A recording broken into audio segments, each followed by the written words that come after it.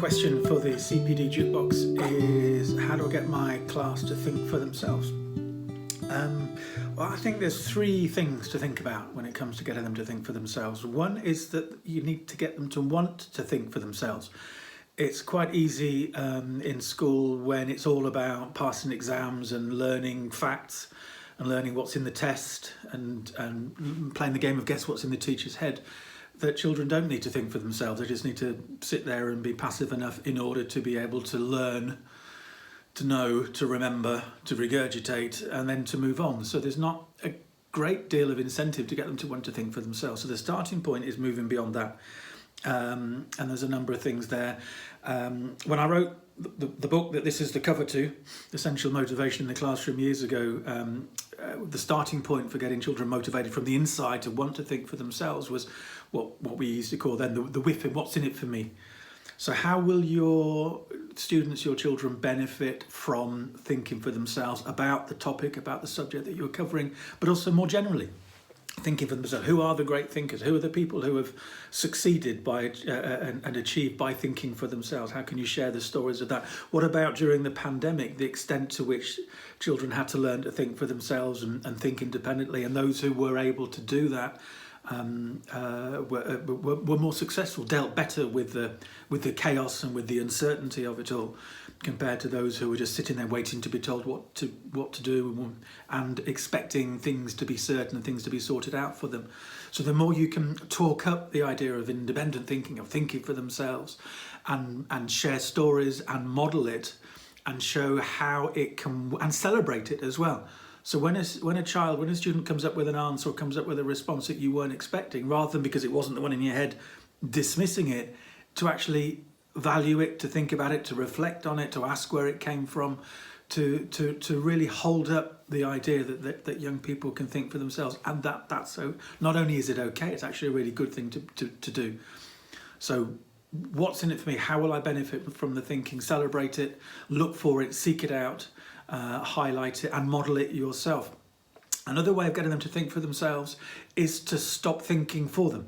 It's to stop doing the work for them. It's really easy to ask a question where you know the answer, and if they don't get it, to nudge them towards the answer that's in your head, to celebrate those children who get that answer, and to make feel bad, even if it's not done deliberately, those who don't get that sort of answer. Children can develop what's called learned helplessness. And according to some of the research, the girls are more prone to this than the boys, but this idea that if you don't know what to do, somebody will come and sort it out for you. So the more we think for them, the more we do it for them as opposed to with them, the more we rescue them when they're in trouble. If they're in a class and they've got the hand up, the child with their hand up means, I don't need to do any work, I don't need to think, it's up to the teacher now to sort this out for me. And they might have their hand up for 10 minutes doing that. Or maybe the TA will come in, and if you don't have a great relationship with the TA, or the TA hasn't been fully trained, the TA then does the thinking for them. One strategy that I came across years ago, you might have heard about, Brain, Book, Buddy, Boss, the 4 Bs. Before you, what do I have to do?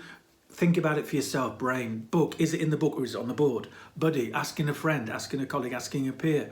And then boss, the teacher, or maybe the TA. But only when you've gone through the other Bs do you get to the teacher, so that you're structuring it so that they have to think for themselves, and that you don't have to go in. They know they won't go in and get rescued by you. Another version of that is 3 before me or 4 before me. I want evidence that you've tried 3 different ways of unsticking yourself, of thinking it through, for you working out what it is you think you've got to do, or 4 strategies, 4 before me, before you come to me. And if you don't, you've got no evidence that you've done these other things, go away.